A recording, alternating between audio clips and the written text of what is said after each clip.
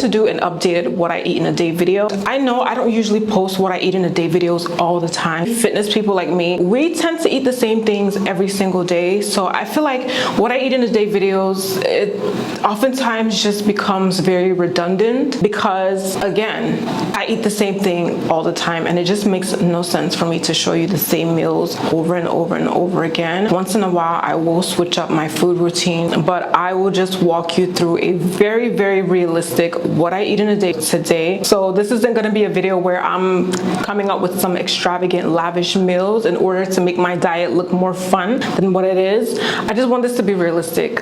For me right now, my days usually start late. Like this morning, I woke up around 9:30, 10 a.m. ish. I had a very slow morning, which I typically do almost every morning. So I'm about to hit the gym. I have a workout, and my first meal isn't usually until much later on in the day. So my eating window is quite short. So I usually eat between 1 o'clock in the afternoon, and my last meal is usually around 8 or 9 p.m. First things first, when I wake up in the morning, first thing I have is a bottle of water. I might not drink the entire bottle, but I will drink at least half.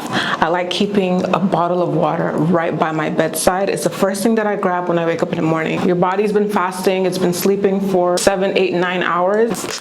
And this is also like a gym vlog. I'm hitting chest and abs today. I'm switching up my training routine as well because I have noticed that my upper body is getting a little more bulkier than I would want it to get, and my upper body is just naturally lean. So even before I started lifting, my arms were kind of cut, and so you throw on upper body workouts on top of that 2-3 times a week, of course it's going to get bigger. I have been training upper body a lot more than I would usually do because I'm back to training 6 days a week, and I can't train legs every single day, obviously. So now, instead of doing triceps and shoulders with my chest day, I'm gonna do chest and abs. So I'm gonna be doing a lot more ab workouts and a lot more cardio. So my current body goal right now is fat loss, but still trying to maintain my muscle definition. So I'm in a very slight deficit. I'm not trying to lose a lot of weight. I'm just trying to lose a bit of fat whilst still maintaining and holding on to a lot of my muscle definition. So my current diet is a reflection of what I want my goals to be. So the task is to figure out what we're going to wear to the gym. Sup time. So if you don't already know, I'm a big supplements girl. I'm ride or die for these. This is my pre-workout routine. This is my pre-workout. I am a morning gym girl. I have kind of conditioned my body to train fasted. So I don't eat anything before my workout. I know a lot of people can't do that. I'm not saying that you should. I know a lot of people who literally would faint on an empty stomach. If you have to eat before your workout, please eat before your workout, okay? And I'm not saying you have to eat a big heavy meal before a workout. It could be a banana, it could be, you know, a rice cake. But typically before you work out, if you are going to have anything, I would recommend that it be a carb source because carbs are our body's primary source of energy. So your body will need that during its workout. For me, my energy source comes from my pre-workout supplement. So before a workout, I would do 2 scoops of this. This supplement, creatine, has honestly changed my gains, my results, my progress, my fitness journey. If somebody was asking me for my recommendations on the top 3 supplements that they should have, I would always recommend creatine because creatine is such a good supplement source. It's great for your muscles. It's great for just your overall performance. And also, creatine is a supplement that you can take every single day, regardless of if you're working out or not. So it's not a pre-workout. You don't take it as a pre-workout. So even on the days where you're resting, you should still take creatine to keep your muscles saturated. Yeah. So this is also part of, I will also say that this is part of my what I eat in a day. Anything that goes in my mouth and in my stomach is what I eat, okay? Whether it's a supplement, I don't care what it is. It's part of my daily diet. So that's why I'm sharing this with you right now. So when it comes to being overweight or obese, it's half environmental influences and half your genetics. So I'm not saying that it's not true that genetics does make it harder to lose weight, but what I'm saying is that you are in control and that you can, in fact, make better choices. In today's video, I'm just going to explain why it's so hard to lose weight and what you can do about it. Our generation has cultivated a fat acceptance mindset that all sizes are healthy, and if you can't lose the weight, you should just accept it and embrace the suffering. And this is extremely misleading. Talking about issues like this again also is not fat shaming. And also keep in mind that being skinny doesn't also equate being healthy. Being super shredded and having severe visible six-pack abs doesn't mean you're healthy either. So this is definitely not an attack to anyone who is obese or overweight. So I just want to put up that disclaimer. Now, weight loss should not be about aesthetics. Being fit shouldn't be about aesthetics. Having a six-pack and just looking good. It's about your health. And fat loss is quite simple. Calories in versus calories out. If you don't eat too much and you exercise a lot, you're not going to be overweight. If you consume too many calories and you're not burning enough of them, you're going to be fat. That's just how it works. It's simple, but it's not always easy to execute because there are hormones in our bodies that regulate how hungry we are. These hormones are called ghrelin. And when you're hungry, of course, you're going to want to eat. Because of our genetics, every person is born with the genetics that want to weigh a certain amount. That is not in your control. But what is in your control is how you can exercise, let's say by doing 150 minutes of cardio a week, and what you're eating. What you put into your mouth is your choice, and that is what's keeping most people overweight. You can eat a healthy diet with low-calorie dense foods, but the problem is people don't know how to do that. So they're eating junk foods, chips, candies, drinking sodas, and so on, and then they wonder why they're overweight. Focus on eating lower calorie foods that are higher in fiber, higher in protein, more filling, and this will allow you to stay full for longer. And no one is saying that you have to go on a super restrictive diet and try to lose all the weight at one go. But I want you to consider this. If you weigh 150 kg and your ideal weight is 85 kg, you're 65 kg overweight. I'm not saying that you have to try and lose the 65 kilograms. What I'm saying is try and lose half of that.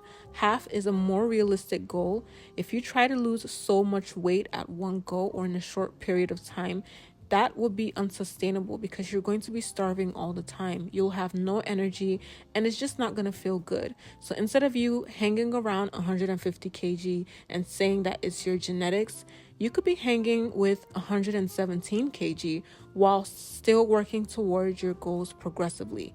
And how do you do that? You eat less junk, consume less sugars, eat less high calorie dense foods, less fatty foods, take out less ice cream, chips, candies, cookies, and so on. You have to train your appetite the same way that you would train your body. And if you can't do that, it is not your genetics, it's you. We're not all blessed with ridiculously good genetics, unfortunately. But whether you have good or bad genetics, you can improve. You can actually manipulate your genetics by exercising, drinking more water, eating bigger, low-calorie dense foods. So rather than thinking, there's nothing I can do, rather than enabling fat acceptance and love me for who I am, why not try to do better? If you're jeopardizing your health in the process, that's not self-love. Body positivity is taking care of your body, and it doesn't matter what the weight on the scale is. Your urge to eat junk should be overpowered by a willpower or a desire to lose weight. So if you want to lose weight, be proactive about it. Have healthy foods around the house and have them in stock all the time. Make sure it's available. And the other junk, the high calorie stuff, keep that out of sight so you're not as tempted. 95% of diets fail because 95% of people don't know what they're doing. Most people will say, oh, well, I've tried exercising and eating healthy and it didn't work. That's because most people think eating healthy is eating unseasoned chicken and broccoli and rice and training twice a day for a month and thinking that they're going to lose all the weight in a few weeks. And then they fall off the wagon and repeat that year after year and continuously yo-yoing a diet. Don't look for an easy way out. Body positivity isn't being extremely obese and eating a copious amount of food and calling it self-love. All right, it's noontime, and this is the time that everybody's probably having lunch, but I'm having breakfast. It is currently 1:19. p.m. So this is usually when I have my first meal of the day, and my breakfast is usually very simple. I have boiled eggs, and these eggs were already pre-boiled. All I did this morning was just boil it again for like 2 minutes just to heat it up, because you can't put it in the microwave, otherwise it will blow up, and that is scary. So I have 4 boiled eggs with oatmeal. This oatmeal is from Prozis, and I love this one because of the size of the flakes. It's like the large flakes, not the small ones. And these are really good, high fiber. It also has protein in it, and it's also vegan friendly. I typically have the same thing for breakfast every morning. It's easy for me to eat this way because it sets the tone for my day.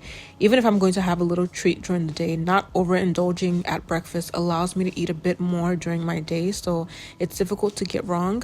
My oats do look a bit bland this morning, but I do add whey protein, a teaspoon of peanut butter if I have it, and bananas. When it comes to my diet, I don't restrict, but I do have things that I do not compromise on whatsoever, like my water intake. So I don't indulge in beverages like juices, sodas. I don't drink alcohol. I've never really been an alcohol person.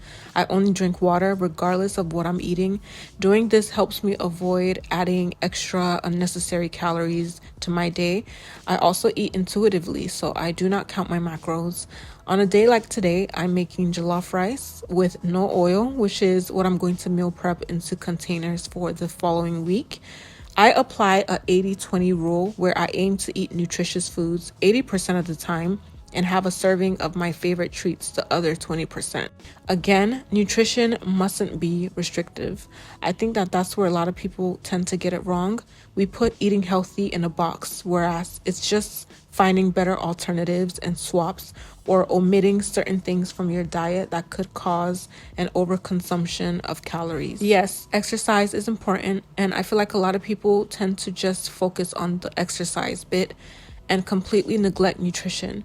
Your nutrition is what holds everything together. So 80% of the time, you have to be eating nutritious foods that include whole grains, fruits, veggies, and drinking water. Hydrating is very important. And learn to prepare your meals at home so that you know exactly what you're putting in your foods, and you can control the quantity of your ingredients, your spices, your dressings, etc. So you have to base your diet around minimally processed foods, like I said, fruits, veggies, lean proteins, whole grains, healthy fats. These foods are nutrient dense and provide essential vitamins, minerals, and fiber. Another important factor for fat loss is portion control. Stop eating like it's your last day here.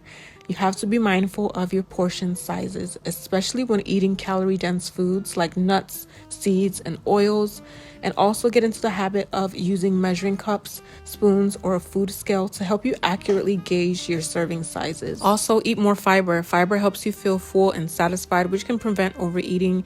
Prioritize protein as well. Protein is essential for preserving lean muscle mass and keeping you feeling full between your meals. So you always want to include a source of protein with each meal and snacks such as chicken, fish, tofu, beans, lentils, Greek yogurt. Also choose healthy fats. Include sources of healthy fats in your diet such as avocados, nuts, seeds, fatty fish like salmon. Healthy fats are important for fullness and nutrient absorption. Also, limit added sugars. Cut back on foods and beverages that are high in added sugars. I listed sodas, candy, baked goods, sugary cereals, and just opt for more naturally sweetened foods like fruits if you're craving something sweet. And I think a key note to make is your beverages. I touched on this earlier. You have to be mindful of your liquid calories. So those sugary drinks, the alcohol, high calorie coffees and beverages, you have to be able to limit that or even just cut them off completely. Choose water, herbal teas, or sparkling water with a splash of citrus for hydration. If you're someone who doesn't really like the taste of regular water, you can add some fruits in your water for better consumption. And finally, like I said, stay hydrated. I've mentioned this. Drink plenty of water throughout your day to stay hydrated. Sometimes your thirst can be mistaken for hunger. All in all, eating healthy or eating better is not a punishment. It is a reward to your body. It is a reward to yourself. It is an act of self-love, so do not see it as a punishment. It should be an integral part of your lifestyle for sustainable fat loss.